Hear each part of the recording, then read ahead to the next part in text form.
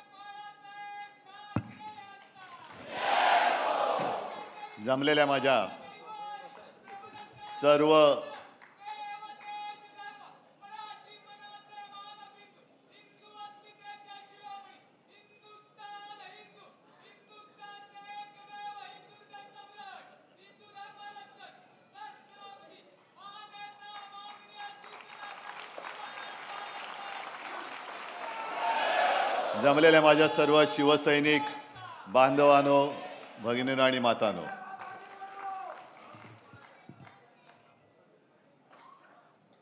मला नाही वाटत की असं भाग्य दुसऱ्या कोणत्याही नेत्याच्या नशिबी लाभलं असेल.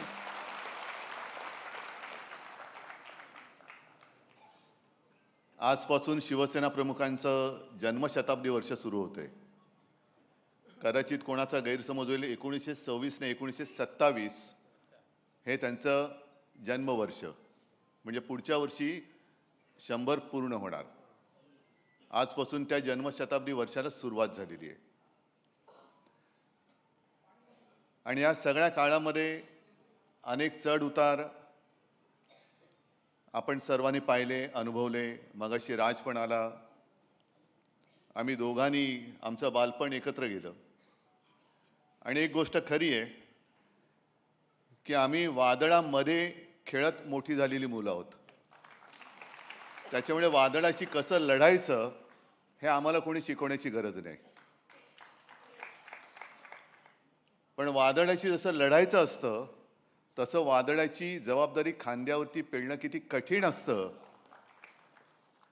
हे ज्याच्या खांद्यावरती जबाबदारी येते त्यालाच ते कळू शकतं. आज आपल्याशी बोलताना ही सगळी वर्ष, तो सगळा काळ हा डोळ्यासमोरून जातोय. नेमकं कोणती गोष्ट सांगायची काही कळत नाही. एक गोष्ट नक्की की शिवसेना प्रमुख, म्हणजे मी नेहमी सगळ्यांना सांगतो की शिवसेना प्रमुख, हिंदू हृदय सम्राट हे सर्व जगासाठी. साहजिकच आहे, माझी ओळख माझे वडील म्हणून त्यांच्याशी पहिल्यांदी झाली. मा आणि साहेब, अर्थात साहेबांना चार चौघात आम्ही साहेब म्हणायचो. आमची वडील आणि मुलाचं नातं आणि ते नाव वेगळं होतं.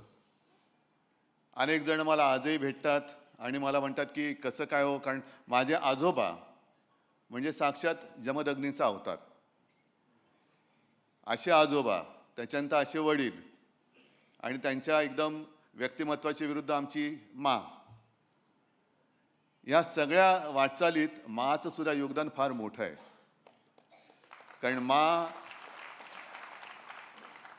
म्हणजे मागे एकदा नवलकर म्हणाले होते की समईची वात जी असते ना, ती शांतपणाने जळत आजूबाजूचा परिसर उजळून टाकत असते.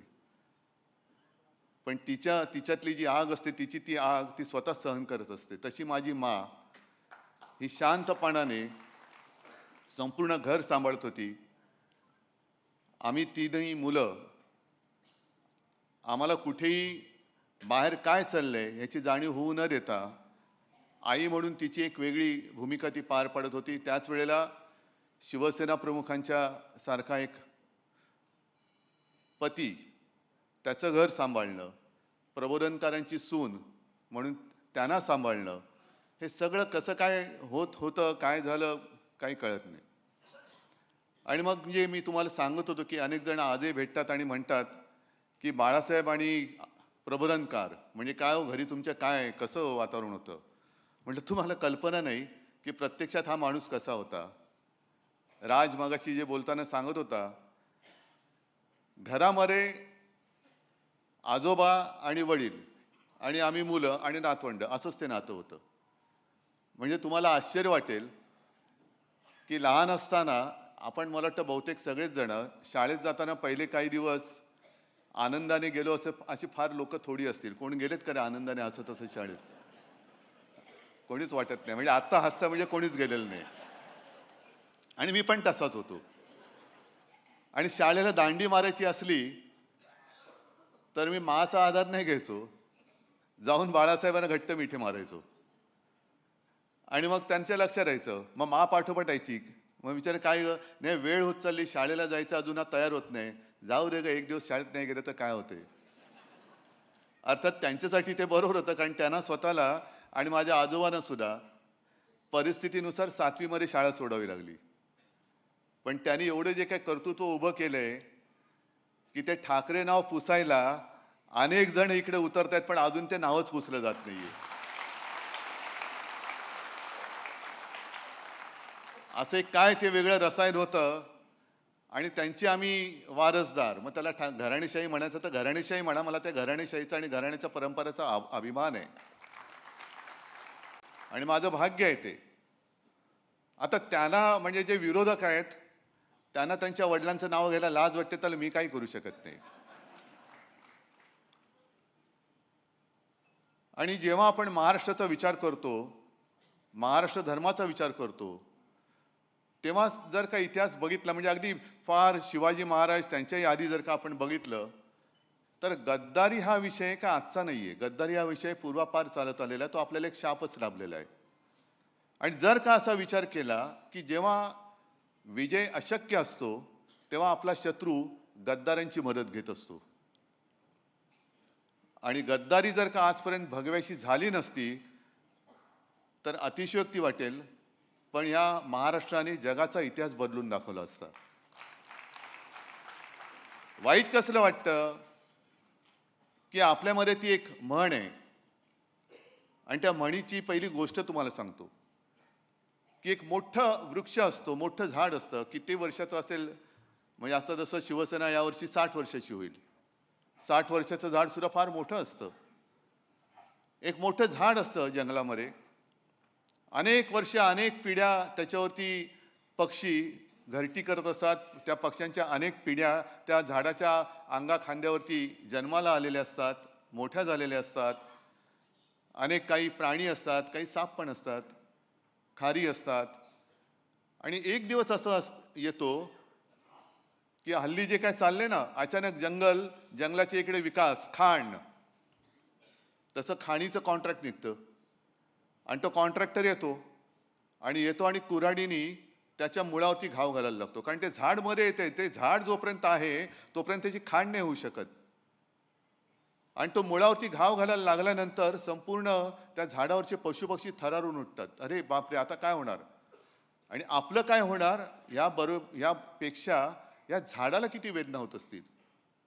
मग त्यातले काही पक्षी त्या झाडाशी संवाद करतात की अरे दादा, तुला खूप वाईट वाटत असेल ना, यातना होत असतील ना रे. ते झाड म्हणते यातना होत आहेत, ते घाव बसत आहेत, त्याच्या यातना वेगळ्या आहेत.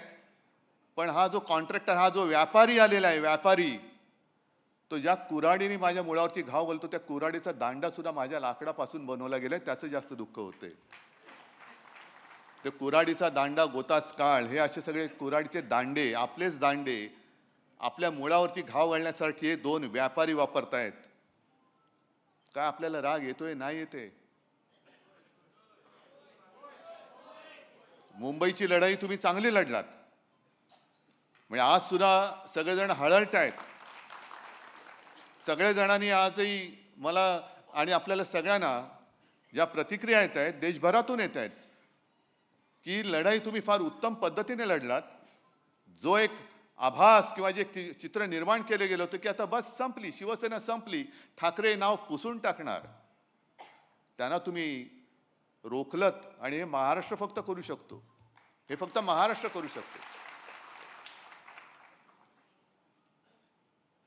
आणि मग असा विचार करा की यांना ठाकरे म्हणजे ते झाड का तोडायचंय, कारण तोपर्यंत त्यांची खाण होत नाहीये.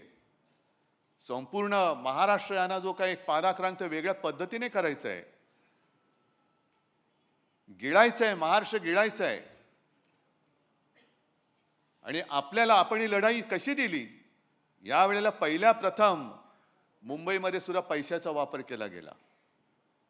अनेक ठिकाणावरनं माझ्याकडे ज्या काही तक्रारी आल्या, दार बंद असलं तर दाराच्या खालच्या फटीतनं लिफाफे फेकले गेले आतमध्ये, पैसे भरलेले लिफाफे. विकत घेताय तुम्ही महाराष्ट्र? मत विकत घ्याल, पण मन कसं विकत घ्याल? आणि जी जिवंत मन आहेत ती आज सुद्धा माझ्या भगव्यासोबत, शिवसेना प्रमुखांच्या शिवसेनेसोबत आहेत, हे परत तुम्ही दाखवून दिलेलं आहात. हीच आपली ताकद आहे. कोण आहोत आम्ही? ठाकरे म्हणजे कोण आहोत? पुसून टाका ना नाव ठाकरे. बघा आयुष्यामध्ये काय होतंय. शिवसेना काढून टाका, आयुष्यातून शिवसेना पुसून टाका, ठाकरे नाव पुसून टाका, आणि मग मुंबई आणि महाराष्ट्राचा विचार करा. काय होतं, काय शिल्लक राहतंय हा विचार करा. आणि मग ही जे काही गधडे आहेत, शिवसेनेने मराठी माणसाला काय दिलं, शिवसेनेने मुंबईला काय दिलं, शिवसेनेने महाराष्ट्राला काय दिलं. बाळासाहेबांनी मराठी माणसाला जगायचं कसं हे पहिलं शिकवलं. कारण जर जगायचं कसं हेच आपण विसरून गेलो, तर जसं पूर्वी गुलामगिरीमध्ये आपण राहत होतो, तसं या दोन व्यापाऱ्यांचे गुलाम म्हणून आपल्या नशिबी जीणं येईल. गुलामीचं जीणं कदापि जगणं मी शक्य नाहीये, अजिबात नाही. मेलो तरी 72, पण त्या दोन व्यापाऱ्यांचा गुलाम बनून मी आयुष्यात कधी जगणार नाही, ही शपथ सगळ्यांनी घेतली पाहिजे. किती कराल वार? आम्ही काय लढाईला घाबरणारी माणसं नाही आहोत. मराठ्यांचा इतिहास जेवढा रक्तरंजित आहे, कदाचित तेवढा रक्तरंजित इतिहास आपल्या देशातच नव्हे तर जगाच्या पाठीवर दुसऱ्या कोणाचा असेल. पण त्या रक्तरंजित इतिहासामध्ये पाठीवरचे वार हे जास्त करून गद्दारांनी केलेले आहेत. ह्याचं जास्त शल्य आहे, ह्याचं जास्त दुःख आहे. काय मिळवलं? मुंबईवरचा शिवरायाचा भगवा उतरवला, काय मिळवलं? काय काय महापौरपद? अरे आपल्याकडे होतीच ना सत्ता 25 वर्ष. या मुंबईकरांनी आज सुद्धा आपल्याकडे नाही म्हटलं तरी काय मतं कमी नाही झालेली. सगळे गड आपण राखलेले आहेत. हे ह्याचं कर्तृत्व तुमचं आहे, माझं नाहीये. हे कर्तृत्व तुमचं आहे. जे जे मुंबईचे गड होते ते गड मुंबईचे आज सुद्धा शाबूत आहेत.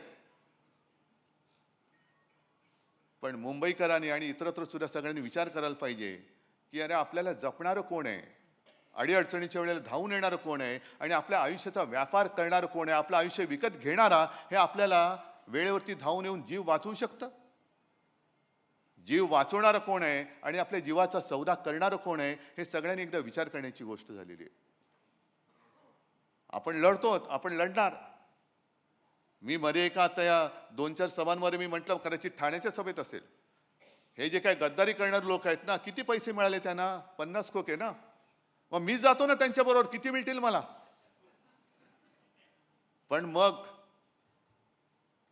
मला यांचं नाव घेता नाही येणार, यांचं नाव नाही घेता येणार मला. मी नालायक म्हणून या पिढीमध्ये, या घराण्यामध्ये जन्माला आलोय, हा शिक्का माझ्या कपाळावरती मी कधी लागू देणार नाही. ज्या घराण्याने मुंबईसाठी माझे प्रबोधनकार, माझे आजोबा संयुक्त महाराष्ट्रामध्ये पहिल्या 5 माझे आजोबा होते, पहिल्या 5 शिलेदार, शेलार मामा म्हणायचे त्यांना. संयुक्त महाराष्ट्र समिती त्यांनी एकत्र केली होती.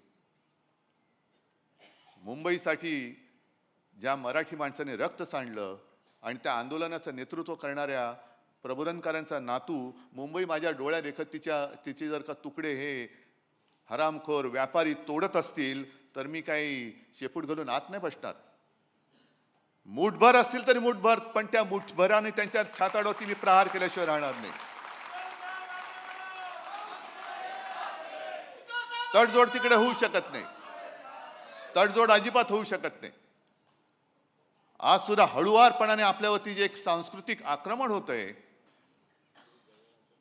आम्ही अस्सल मराठी बोलणारे कडवट कट्टर देशभक्त हिंदू आहोत हे वारंवार आम्ही सांगतो आहोत. 92-93 साली मुंबईमध्ये जो काय दंगा झाला, कुठून आला होता हिंदू, कोण होता? आज सुद्धा तुमच्यामधल्या अनेकांवरती तेव्हा सगळ्याच्या काही केसेस होत्या त्या आज सुद्धा आहेत.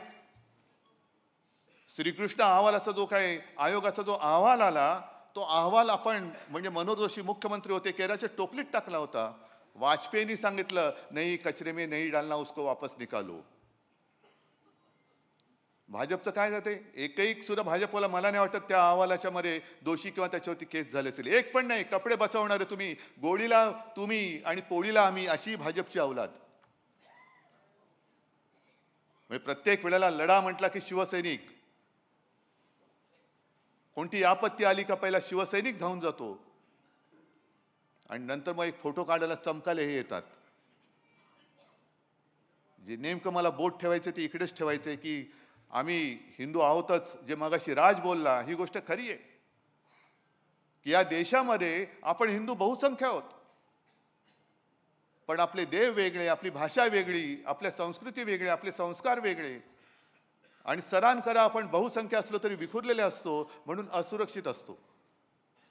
मग त्यावेळेला गर्व से कवम हिंदू है म्हणून संपूर्ण देशातल्या हिंदूंना एकवटणारा हा एकमेव हिंदू हृदय सम्राट,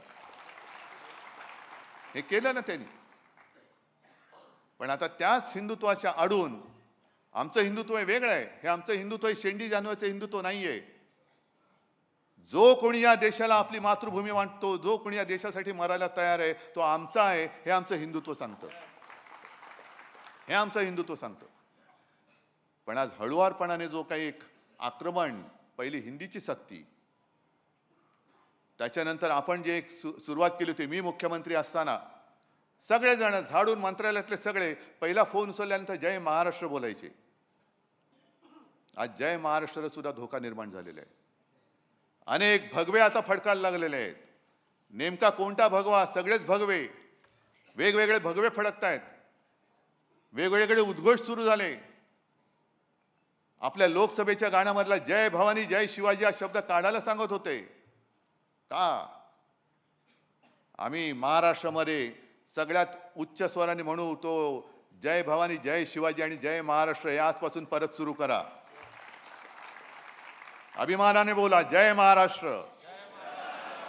आणि आवाज असा घुमला पाहिजे की समोरचा जो आपल्यावरती त्याचं संस्कृती लादणारा असेल, जागेवरतीच त्याचं जे काय व्हायचं ते झालं पाहिजे.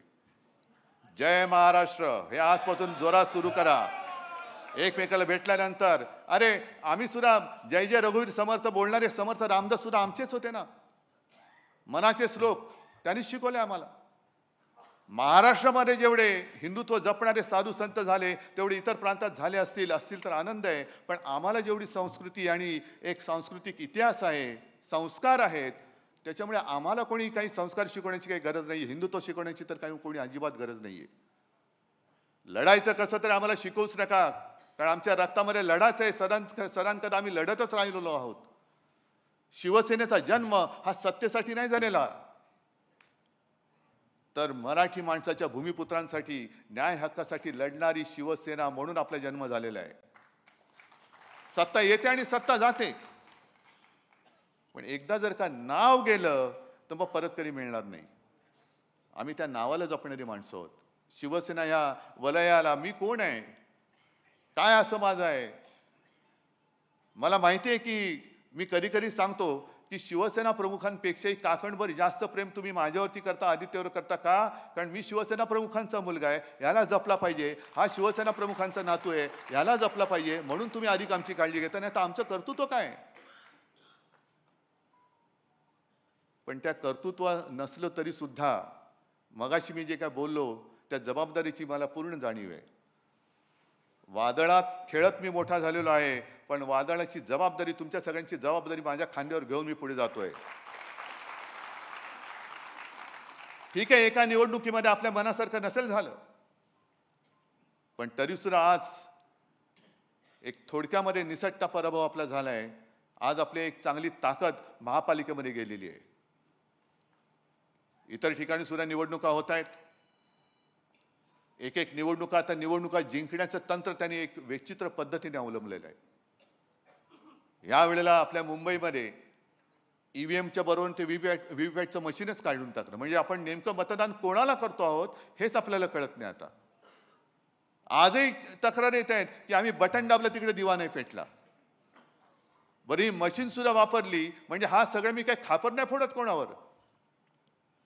पण याला लोकशाही म्हणायची का? याला लोकशाही मानायचं का? ज्या पद्धतीने मतदार याद्यांचा घोळ केला गेला, ज्या पद्धतीने मतदान केंद्रावरती काही ठिकाणी घोळ झाले आणि आपण वेळेवरती दुबार मतदार शोधून काढले नसते तर मग मुंबईचा निकाल आणखीन वाईट लागला असता. हे तुम्ही जागरूक राहिलात म्हणून आणि म्हणून निदान इथपर्यंत तरी त्यांना रोखू शकलो. नाहीतर हे धरून चालले होते की आता शिवसेना संपली आणि आपल्याला चरायला कुरण मोकळं झालं. अरे येतो कसा बघतो ना, कुरण चरायला ये, नाही तुझ्या पेकाटामध्ये नाही दांडकं टाकलं तर बघ. परत नव्याने सुरुवात करायची आपल्याला.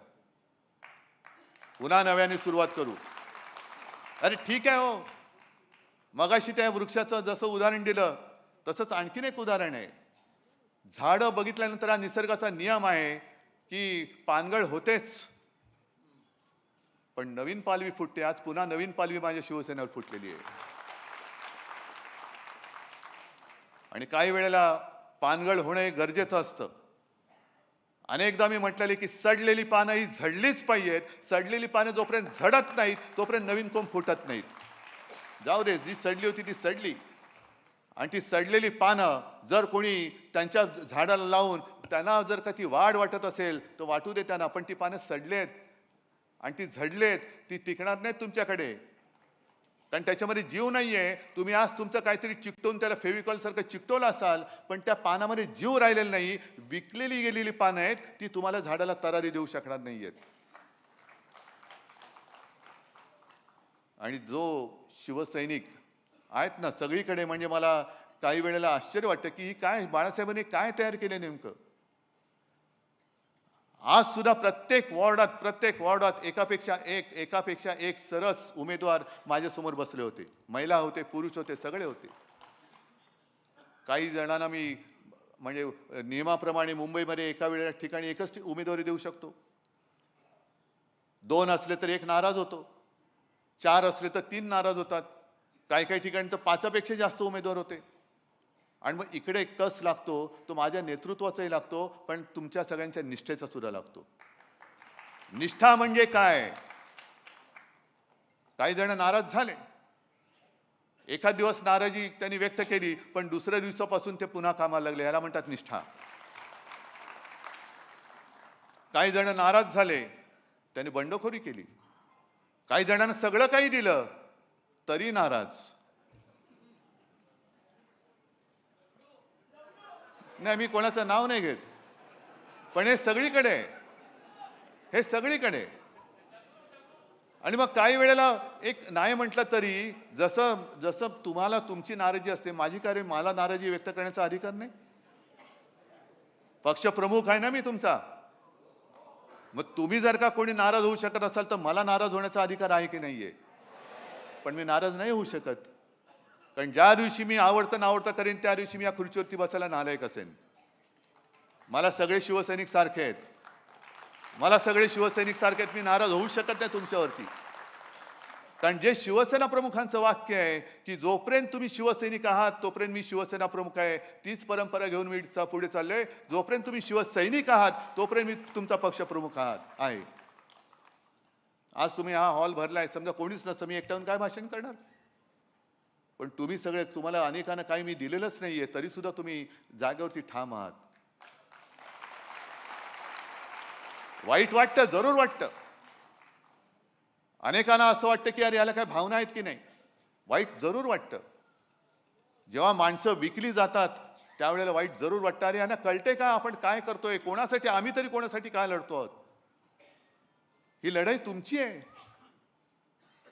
पण ते लढत असताना जेव्हा माणसं विकली जातात तेव्हा वाईट वाटतं. आणि मग असं वाटतं की या लढाईला काय अर्थ आहे की नाही. पण त्याच वेळेला बातमी येते की शिवसेनेने एका साध्या गृहिणीला नगरसेवक केलं, तेव्हा अभिमानाने ऊर भरून येतो. अरे नाही, आहे, जिवंत आहे. तो बाळासाहेबांचा शिवसैनिक आज सुद्धा जिवंत आहे. हे त्या विजयावरनं म्हणजे 100 पराभव झाले तरी तो एक विजय जो असतो ना, तो खूप मोठा सुख देऊन जातो. तो खूप मोठं सुख देऊन जातो. आणि असं आपलं हे कुटुंब आहे. शिवसेना हा केवळ राजकीय पक्ष नाहीये. आणि भाजपला जर का असं वाटत असेल की शिवसेना ते संपवतील, शिवसेना तुम्ही संपू शकत नाही, कारण शिवसेना हा पक्ष नाही, शिवसेना हा विचार आहे. शिवसेना हा भूमिपुत्रांचा अंगार आहे.